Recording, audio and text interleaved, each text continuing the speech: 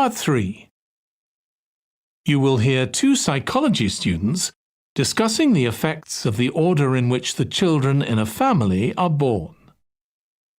First, you have some time to look at questions 21 to 26. Now listen carefully and answer questions 21 to 26.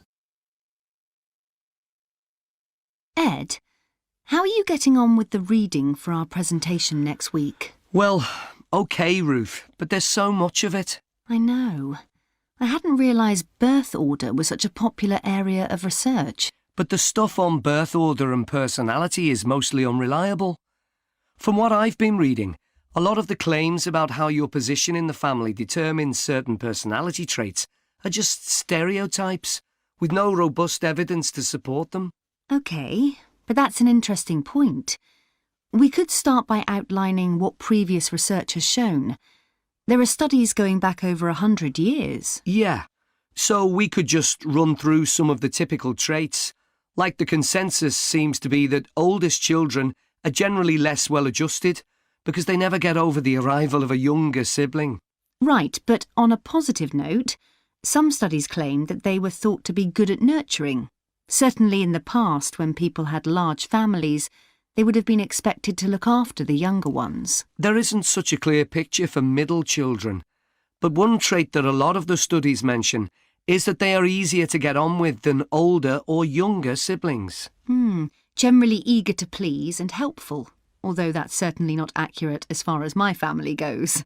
My middle brother was a nightmare, always causing fights and envious of whatever I had. As I said, none of this seems to relate to my own experience.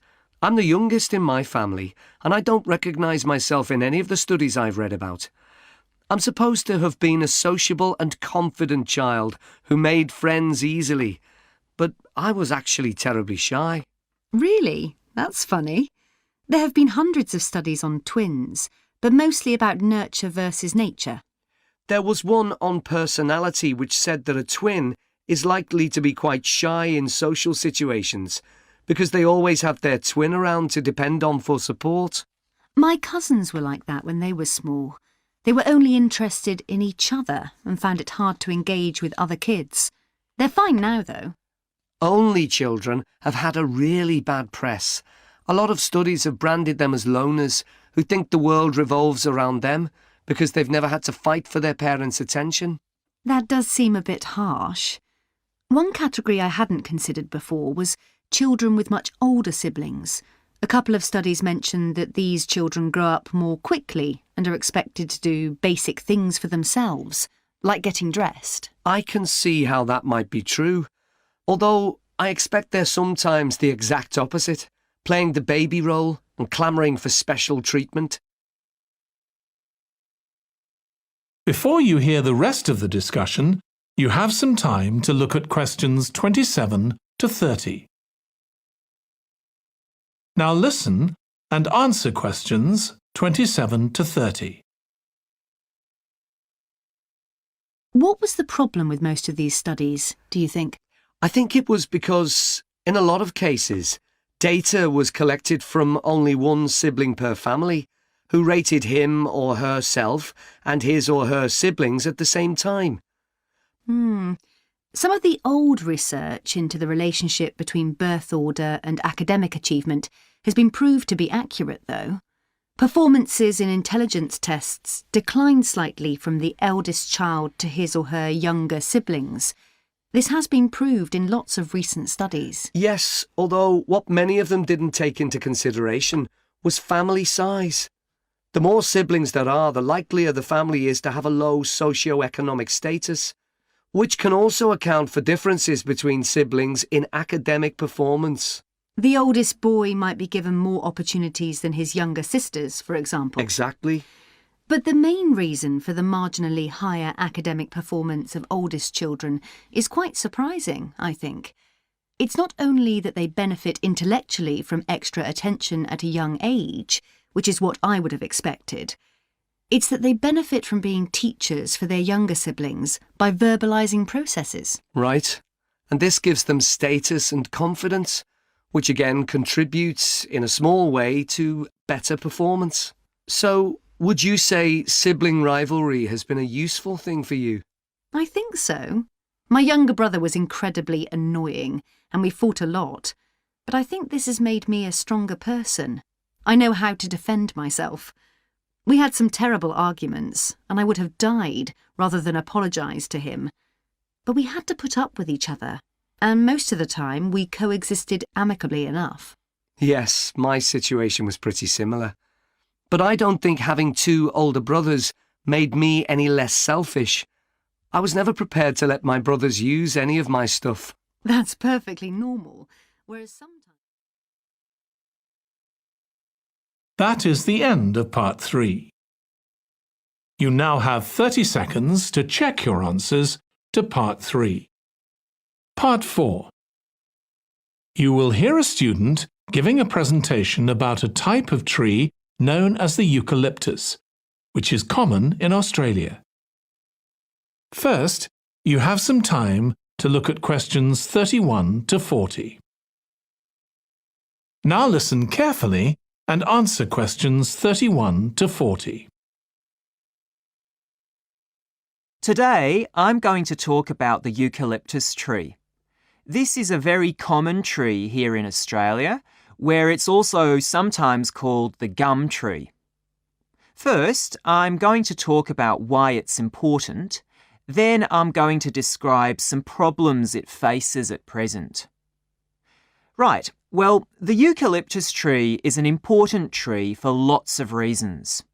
For example, it gives shelter to creatures like birds and bats, and these and other species also depend on it for food, particularly the nectar from its flowers. So it supports biodiversity.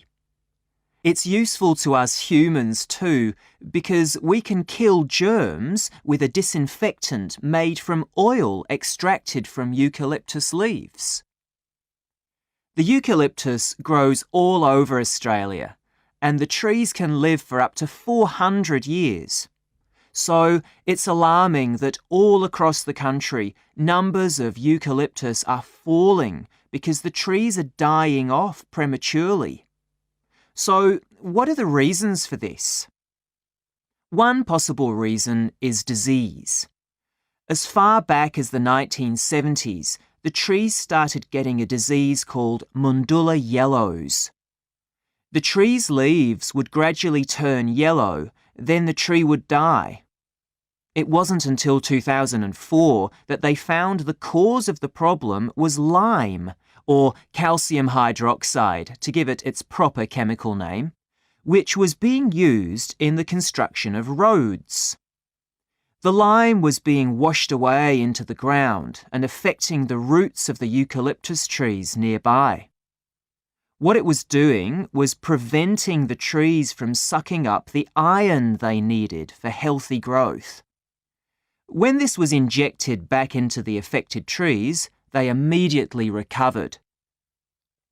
But this problem only affected a relatively small number of trees. By 2000, huge numbers of eucalyptus were dying along Australia's east coast of a disease known as bell miner-associated dieback. The bell miner is a bird, and the disease seems to be common where there are high populations of bell miners. Again, it's the leaves of the trees that are affected. What happens is that insects settle on the leaves and eat their way round them, destroying them as they go, and at the same time they secrete a solution which has sugar in it. The bell miner birds really like this solution, and in order to get as much as possible, they keep away other creatures that might try to get it. So these birds and insects flourish at the expense of other species, and eventually so much damage is done to the leaves that the tree dies. But experts say that trees can start looking sick before any sign of bell miner-associated dieback. So it looks as if the problem might have another explanation. One possibility is that it's to do with the huge bushfires that we have in Australia. A theory proposed over 40 years ago by ecologist William Jackson is that the frequency of bushfires in a particular region affects the type of vegetation that grows there. If there are very frequent bushfires in a region, this encourages grass to grow afterwards, while if the bushfires are rather less frequent, this results in the growth of eucalyptus forests. So, why is this? Why do fairly frequent bushfires actually support the growth of eucalyptus? Well, one reason is that the fire stops the growth of other species which would consume water needed by eucalyptus trees. And there's another reason. If these other quick-growing species of bushes and plants are allowed to proliferate, they harm the eucalyptus in another way by affecting the composition of the soil and removing nutrients from it. So some bushfires are actually essential for the eucalyptus to survive as long as they are not too frequent. In fact, there's evidence that Australia's Indigenous people practiced regular burning of bushland for thousands of years before the arrival of the Europeans. But since Europeans arrived on the continent, the number of bushfires has been strictly controlled. Now, scientists believe that this reduced frequency of bushfires to low levels has led to what's known as dry rainforest, which seems an odd name as usually we associate tropical rainforest with wet conditions. And what's special about this type of rainforest? Well, unlike tropical rainforest, which is a rich ecosystem, this type of ecosystem is usually a simple one. It has very thick, dense vegetation, but not much variety of species. The vegetation provides lots of shade, so one species that does find it ideal is the bell myna bird, which builds its nests in the undergrowth there. But again, that's not helpful for the eucalyptus tree. That is the end of part 4. You now have 1 minute to check your answers to part 4.